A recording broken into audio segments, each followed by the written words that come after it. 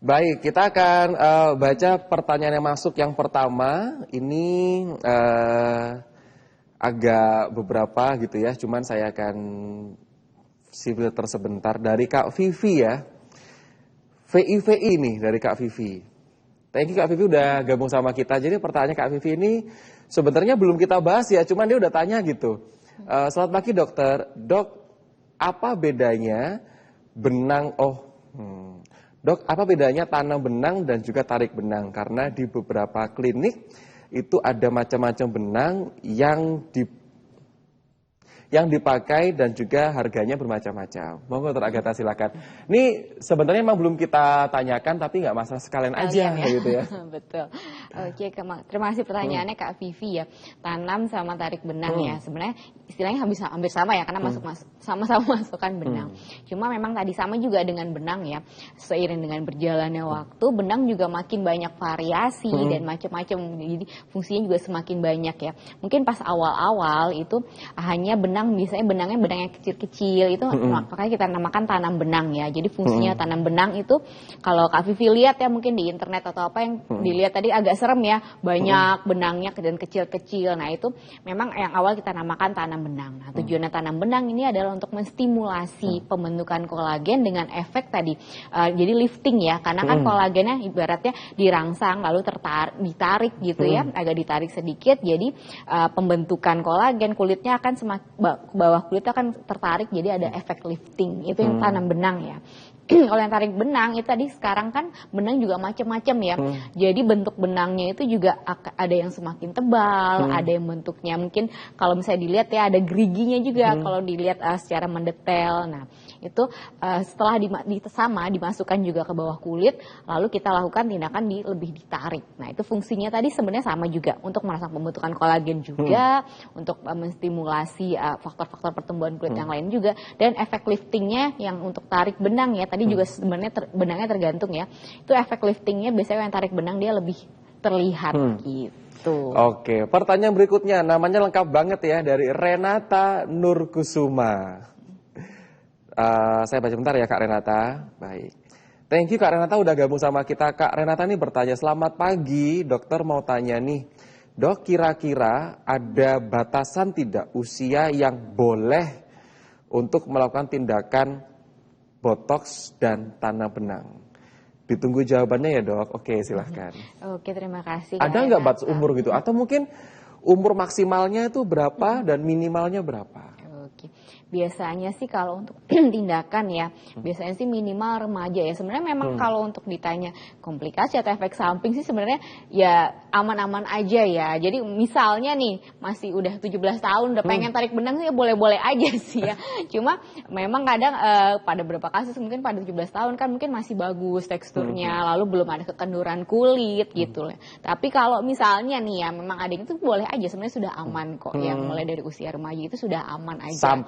Sampai biasanya memang usia sebenarnya juga batasannya sampai kita lihat ya tergantung, karena kalau udah usia di atas mungkin ya 70, 60 tindakan itu juga tidak lagi efektif sekali ya. Misalnya orang ini mengharap dia udah kerutnya sudah banyak, kulitnya sudah kendur ya, bisa kita lakukan boleh saja, cuma memang hasilnya nggak dia nggak akan maksimal dan nggak akan efektif. Kalau dia mau lakukan boleh aja, cuma kita memang dari awal kita kasih tahu kalau misalnya hasilnya hanya bisa sampai segini misalnya, karena kan sudah kerutan alami itu sudah tidak bisa ya kalau misalnya sudah sangat sangat terlihat. Baik. Gitu. Jadi karena memang tindakan ini tuh aman, jadi makanya boleh dari usia muda bahkan umur 17 tahunan pun juga sudah bisa nih untuk mencicipi treatment tersebut Dr. Agatha ya. Boleh. Dari tadi dua penanya sudah nyinggung masalah tanam benang, cuman kita belum tanya ini. Sebenarnya benangnya tuh benang apa Dr. Agatha? Nah kalau saya baca di beberapa sosial media atau juga berita online yang bisa di rumah, pemirsa di rumah tahu nggak kalau operasi sesar itu kan dijahit nih bekas jahitannya. Nah katanya itu benang yang digunakan oleh dokter untuk wajah kita itu similar atau mirip-mirip dengan benang yang dipakai oleh dokter untuk menjahit ketika keadaan operasi tertentu. Itu benar atau salah, Dokter Agatha? Sebenarnya ya mirip prosesnya ya, bener sama-sama dia menyerap gitu lah. Kalau misalnya benang yang memang dilakukan untuk operasi, dia kan misalnya itu akan makin lama makin menyerap. Mirip prosesnya, tapi mungkin bahannya memang agak beda tentu saja ya. Kalau pada tarik atau tanam benang ini biasanya kita gunakan bahannya ya rata-rata itu PDO ya, polydioxanon ya. Jadi bahan ini adalah benang yang memang diproses dengan teknologi molding gitu ya. Dan nanti dia pertama dia akan membantu menarik dulu ya, merangsang pembentukan kolagen gitu, dan lama-lama dia akan terserap juga sama seperti filler gitu. Jadi dia lama-lama akan terserap. Jadi jangan takut nanti di bawah kulit saya banyak benang nih gitu. Enggak, karena lama-lama dia akan terserap gitu. Terserap dan membentuk struktur kulit yang lebih bagus dari sebelumnya. Diharapkan begitu. Jadi memang mirip-mirip cuman berbeda gitu ya benangnya, karena ternyata ada macam-macam.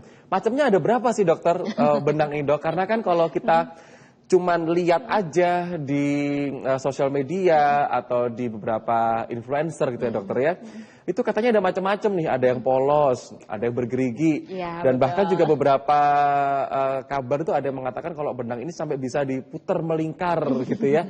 Wih, ini agak gimana gitu. Monggo dokter boleh dikasih tahu sama kita, dan kegunaannya itu untuk yang mana-mana saja. Oke, iya tadi kalau dari bentuknya ya, bentuk dan ukurannya mungkin ada yang polos ya, ada yang bergerigi, dan dari diameternya juga macam-macam, dari mulai yang kecil sampai yang besar. Kalau misalnya yang kecil itu biasanya kita namakan mono ya, dan dia bisa polos, ada yang melingkar, dan tipis itu tujuannya tadi hanya untuk merangsang kolagen dan memberikan efek lifting ya sedikit, tapi tidak sekuat yang tadi yang bergerigi dan diameternya lebih besar. Nah biasanya diameternya lebih besar ya, mungkin bisa dilihat di gambar nih ya tadi ya, untuk diameternya lebih besar tadi fungsinya lebih ke lifting, dan ukurannya juga macam-macam panjangnya juga, tergantung daerahnya tadi.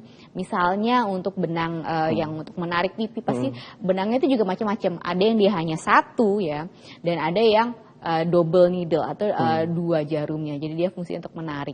Nah itu kalau kita bingung ya, memang sangat banyak juga ya, dan itu karena marketingnya juga banyak ya, dari farmasinya juga banyak. Memang sebaiknya kalau mau melakukan tindakan tanam benang tadi ya, misalnya kita datang ke suatu klinik, kita tanyakan dulu ke dokternya, konsultasikan kita pengen butuhnya apa. Nanti biasanya dokter akan memberikan opsi ya, jadi ada beberapa pilihan benang dan efek-efek yang diharapkannya, nanti kita tinggal memilih gitu, pengen yang mana. Nanti akan dijelaskan oleh dokter masing-masing klinik ya, biasanya, karena kan memang tiap itu banyak dan beda-beda ya, tapi biasanya fungsinya sama. Misalnya untuk benang pipi kira-kira yang itu, cuma memang dipilihnya yang tipe yang mana, itu nanti pemilihannya. Nah di gambar juga layar kaca kita tampilkan ilustrasinya ya, tadi juga ada ilustrasi yang benang gitu dokter Agatha.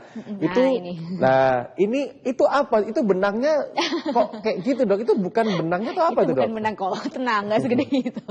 Jadi kan untuk memasukkan benang kita butuh akses masuk ya mas ya, jadi itu jarumnya gitu. Nanti benangnya itu yang kalau bisa dilihat tuh yang tipis ungu, nah itu benang yang masuk gitu.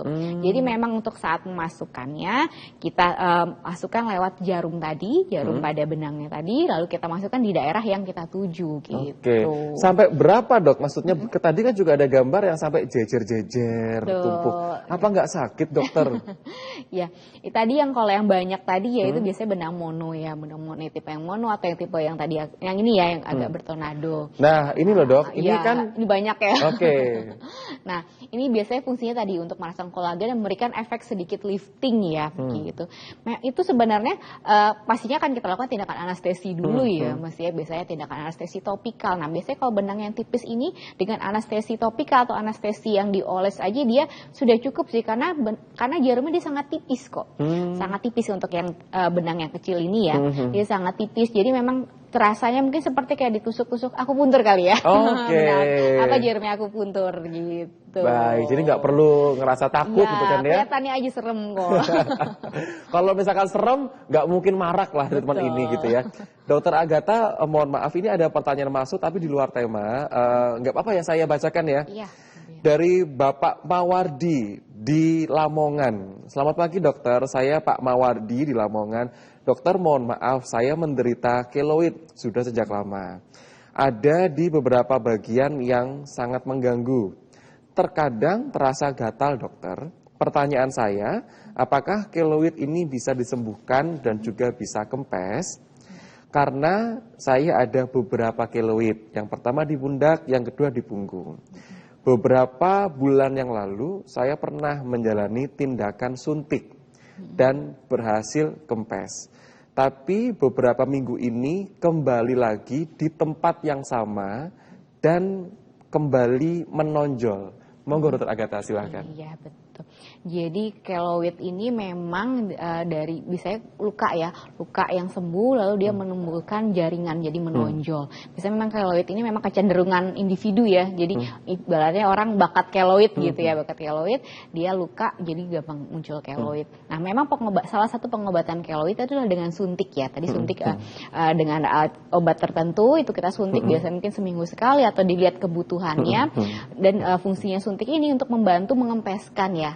Tapi bukan berarti hilang sama sekali, dia hanya mengempeskan, tapi tetap ya menyamarkan ya gitu. Jadi dia hanya menyamarkan, bukan sama sekali hilang. Jadi misalnya Bapak ada keluhan yang menonjol, tadi kata Bapak ya, dia mengempes memang. Nah, biasanya memang ada beberapa kasus ya, kalau itu memang gatal ya, gatal dan memicu orang untuk menjadi garuk ya gitu. Nah, itu tadi yang kita manipulasi kita sendiri tadi yang mungkin udah kempes ya, udah lumayan kempes tapi kok agak mungkin ada gatel-gatel, mungkin di banyak manipulasi atau di daerah yang memang banyak gesekan ya, mungkin di daerah celana gitu ya, daerah karet celana atau di punggung di daerah mungkin kaos dalam atau tali bra gitu kan tuh banyak gesekan ya, mungkin di awalnya mungkin sudah kempes tapi kan ada gesekan tadi atau manipulasi apapun atau kita garuk bisa aja dia memang muncul lagi. Nah itu makanya fungsinya tadi mungkin datang lagi ke dokter ya, dilihat dibutuhkan suntik lagi atau enggak. Oke, berarti kalau Pak Mawar ditanya apakah ini bisa disembuhkan, itu jawabannya berarti kalau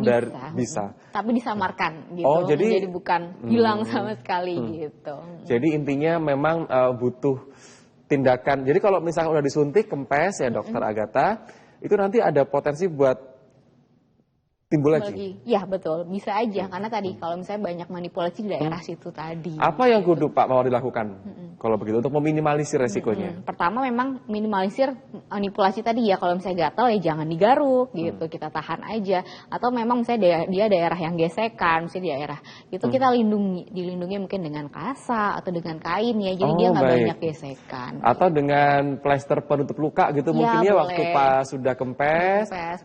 Ditutup sama plester penutup luka, jadi sehingga kalau Bapak kan kalau nggak salah tadi itu di dua tempat, di punggung sama di pundak ya. Nah itu kan daerah gesekan juga ya. Betul. Itu mungkin Bapak mungkin boleh kembali ke dokternya dulu, suntik lagi, pas kempes Bapak tutup. Jadi memang agar supaya nanti keloidnya punya potensi buat berkembang itu enggak gitu ya, enggak sebegitu besar daripada sebelumnya. Kita akan coba untuk jeda sebentar. Setelah jeda kami akan kembali untuk menyapa Anda di layar kaca. Anda boleh sampaikan nih pertanyaannya di nomor WhatsApp kami 0821 3909 6308. Nah, Anda kalau mau tanya kayak Pak Mawardi di luar tema, nggak apa-apa, silahkan. Tapi yang jelas yang masih berhubungan sama bidang spesialis kulit dan juga kelamin dari Dokter Agatha sudah datang untuk pagi hari ini.